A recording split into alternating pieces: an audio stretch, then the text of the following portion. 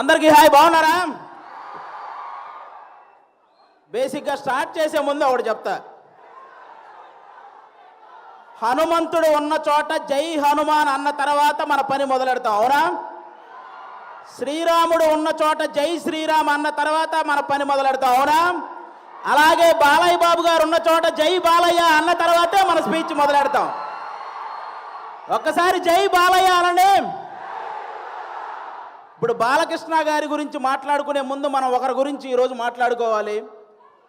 ప్రపంచంలో మనం ఏ మూలన ఉన్నా నేను తెలుగువాణ్ణి అని గర్వంగా ధైర్యంగా చెప్పుకుంటున్నాము అంటే ఆ గర్వం పేరు, ఆ ధైర్యం పేరు నందమూరి తారక రామారావు గారు. శ్రీరాముడు, శ్రీకృష్ణుడు ఈ దేవుళ్ళు ఎలా ఉంటారో మనకు తెలియదు, కానీ రామారావు గారు ఆ పాత్రలు వేసినప్పటి నుంచి శ్రీకృష్ణుడుగా ఆయన ఫోటోలే ఇంట్లో పెట్టాం, శ్రీరాముడుగా ఆయనకే చేతులెత్తి దండం పెట్టాం, అవునా కాదా? అలాగే మీరందరూ గమనించినట్టయితే మీ రామారావు గారి గురించి చెప్పాలంటే నాకు అంటే చిన్నప్పటి నుంచి ఆయన సినిమాలు ఎన్నో చూసి పెరిగా. మీరు బొబ్బిలి పులి అనే ఒక thank you so much. Telugu జాతి గౌరవాన్ని రామారావు గారు కాపాడితే రామారావు గారి గౌరవాన్ని ఒక పక్క దమ్మున్న సినిమాలు చేస్తూ ఇంకో పక్క నిజాయితీ గల రాజకీయాలు చేస్తూ కాపాడుకుంటూ వస్తున్న వ్యక్తి మన నందమూరి బాలకృష్ణ గారు.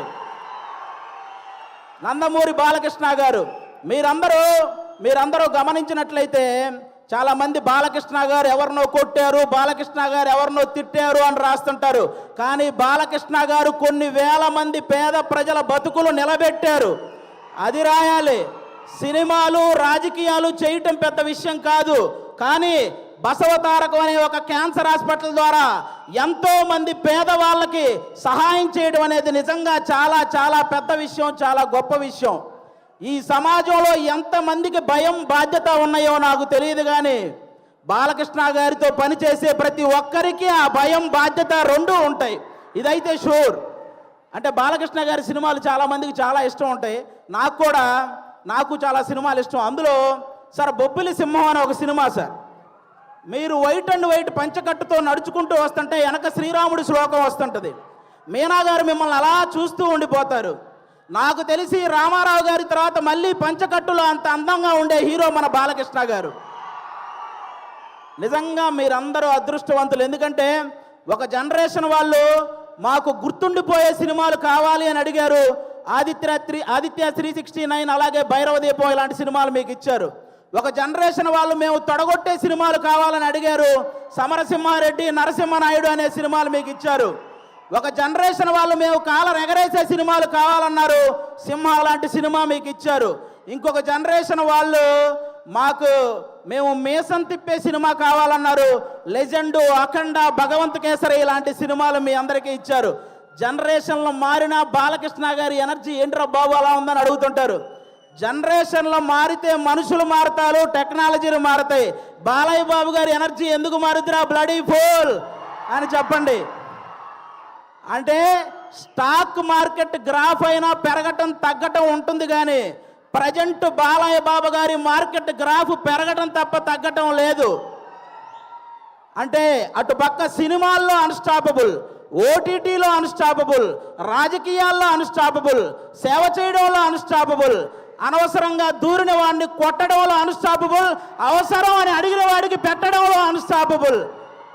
అలాంటి బాలకృష్ణ గారు ఈరోజు మా గ్యాంగ్స్ ఆఫ్ గోదావరి ఈవెంట్కి రావటం నిజంగా మా గ్యాంగ్స్ ఆఫ్ గోదావరి కలెక్షన్లు కూడా అన్స్టాపబుల్గా ఉండాలని మనస్ఫూర్తిగా కోరుకుంటున్నాను. మా సినిమా ఎలా ఉండబోతుంది అంటే 10 నిమిషాల్లో క్లోజ్ అయ్యే పబ్బు ముందు జై బాలయ్య అనే స్లోగన్స్ వస్తే ఎంత కిక్ వస్తుందో మా గ్యాంగ్స్ ఆఫ్ గోదావరి సినిమా అంత కిక్ ఇస్తుంది మీకు. బాలకృష్ణ గారి చేతిలో ఉన్న మైక్ స్టైల్గా అలా ఎగరేసి పట్టుకున్నప్పుడు ఎంత కిక్ వస్తుందో మా గ్యాంగ్స్ ఆఫ్ గోదావరి సినిమా అంత కిక్ వస్తుంది.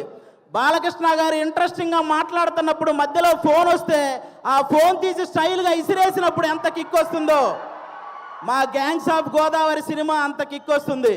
పద్ధతిగా ఫోటో దిగాల్సినోడు ఫోన్ తెచ్చి మొహాన పెట్టినప్పుడు బాలకృష్ణ గారు అలా తడితే మీకు ఎంత కిక్ వస్తుందో మా గ్యాంగ్స్ ఆఫ్ గోదావరి సినిమా అంత కిక్ వస్తుంది. బాలకృష్ణ గారి సినిమాల్లో సెకండ్ హాఫ్లో వచ్చే క్యారెక్టర్ మనకి ఎంత కిక్కిస్తుందో ఈ గ్యాంగ్స్ ఆఫ్ గోదావరి సినిమా కూడా అంత కిక్కిస్తుంది. ఫైనల్గా ఒక మాటలో చెప్పాలంటే మ్యాన్షన్ హౌస్ వేస్తే ఎంత కిక్ వస్తుందో మా గ్యాంగ్స్ ఆఫ్ గోదావరి కూడా అంతే కిక్కిస్తుంది. ఒక్క మాట బాలయ్య బాబు గారి పర్మిషన్తో చెప్పాలనుకుంటున్నాను. రేపొద్దున నందమూరి నటసింహం, కొనిదెల కొదమసింహం అసెంబ్లీలో అడుగు పెడితే ఎంత కిక్ వస్తుందో మా గ్యాంగ్స్ ఆఫ్ గోదావరి కూడా అంతే కిక్ వస్తుంది. ఇది మీరందరూ గుర్తుపెట్టుకోవాలని నేను కోరుకుంటున్నాను. అలాంటి బాలయ్య బాబు గారు ఈరోజు మా ఈవెంట్కి రావడం నిజంగా మా అదృష్టం. Thank you sir, thank you so much. ఈ సినిమాలో విశ్వక్సేన్ గారు ఒక 28 ఏళ్ల కుర్రాడు రత్న అనే పేరుతో థియేటర్లో చేయబోయే మాస్ జాతరను మీరందరూ రేపు 31వ తేదీ చూడబోతున్నారు. మామూలు విషయం కాదు. అతను విశ్వక్సేన్ అనే అతను సినిమాలు చేస్తే ఒకటి పెట్టిన డబ్బులు వెనక్కి వస్తాయి, లేకపోతే లాభాలు వస్తాయి, నష్టాలు మాత్రం రావు. అలాంటి పర్ఫార్మర్ అతను. 24 క్రాఫ్ట్స్ మీద పట్టున్న వ్యక్తి మన విశ్వక్సేన్ గారు. అలాంటి వ్యక్తికి ఈ సినిమా పెద్ద విజయాన్ని ఇవ్వాలని మనస్ఫూర్తిగా కోరుకుంటున్నాను. ఇక డైరెక్టర్ కృష్ణ చైతన్య గారు తన మైండ్లో గుర్తొచ్చిన డైలాగుని మీ మైండ్లో గుర్తుండిపోయేలా రాసే రైటర్ కమ్ డైరెక్టర్ మన కృష్ణ చైతన్య గారు. మనందరికీ త్రివిక్రమ్ గారు అంటే చాలా ఇష్టం. త్రివిక్రమ్ గారికి కృష్ణ చైతన్య అనే వ్యక్తి చాలా ఇష్టం. కాబట్టి ఈ సినిమాలో ముఖ్యంగా కుప్పలుగా డైలాగులు ఉంటాయి. మీరు అవన్నీ కూడా ఎంజాయ్ చేస్తారు. నెక్స్ట్ అంజలి గారు మిమ్మల్ని సీత అనే ఒక క్యారెక్టర్తో మైమరిచిపోయేలా చేసింది. గీతాంజలి అనే ఒక క్యారెక్టర్తో భయపించేలా చేసింది. ఈరోజు ఈ రత్నమాల క్యారెక్టర్తో ఆ 2 క్యారెక్టర్లు మర్చిపోయేలా చేయబోతుంది అంజలి గారు. ఇంకో పక్క మా నేహా శెట్టి డీజే టిల్లునే భయపెట్టిన రాధిక. ఈ సినిమాలో రత్నాకి భయపడబోతున్న బుజ్జి. ఈ సినిమాలో రత్నాకి భయపడబోతున్న బుజ్జిలాగా తను చూడబోతున్నారు. రాధికాని మర్చిపోతారు, బుజ్జిని గుర్తుపెట్టుకుంటారు. షూర్ షాట్గా చెప్తున్నాను. ఈ గ్యాంగ్స్ ఆఫ్ గోదావరి సినిమాతో మీ అందరికి ఇంకో మాట కూడా చెప్తాను. ఒక హీరోని అభిమానిస్తే ఇంకో హీరోకి వ్యతిరేకమేమో అనుకునే వాళ్ళందరికీ నేను చెప్తున్నాను, మాకు తెలుగు సినిమా అంటే పిచ్చి, తెలుగు హీరోలు అంటే పిచ్చి. అందరినీ అభిమానిస్తాం, అందరినీ గౌరవిస్తాం. తెలుగు సినిమా బాగుంటే టోటల్ అందరం బాగుంటామని భావిస్తాం. అలాంటి ఈరోజు మీరందరూ కూడా ఈ సినిమాకి వచ్చి మా సినిమాని ఆశీర్వదించడానికి వచ్చినందుకు థ్యాంక్ యూ సో మచ్. అలాగే ఈ మధ్య థియేటర్కి జనాలు రావటం కొంచెం తగ్గింది. అందరూ కూడా ఎందుకంటే ఎవరైతే ప్రేక్షకులకి అలాగే సోషల్ మీడియాలో ఉన్న రివ్యూవర్స్కి మీ అందరికీ కూడా తెలుగు సినిమాని కాపాడాల్సిన బాధ్యత మీ అందరి మీద ఉందని మనస్ఫూర్తిగా కోరుకుంటున్నాను. ప్రొడ్యూసర్స్ని దృష్టిలో పెట్టుకొని రివ్యూలు రాయాలని కోరుకుంటున్నాను. ఎందుకంటే ఒక సినిమా పోతే ఇంకో సినిమా చేయడానికి హీరో అనేవాడు మనోధైర్యం తెచ్చుకుంటే చాలు, కానీ ప్రొడ్యూసర్ అనేవాడు మనోధైర్యంతో పాటు మనీ కూడా తెచ్చుకోవాలి. కాబట్టి ఆయన గురించి ఆలోచించి ఈసారి రివ్యూలన్నీ రాయాలని, తెలుగు సినిమాని బ్రతికించాలని మనస్ఫూర్తిగా కోరుకుంటున్నాను. Once again thank you sir. Balakrishna గారు, సింహం ఆ టైంకి మిగిలి ఉన్న జంతువులన్నింటినీ వేటాడేస్తుంది.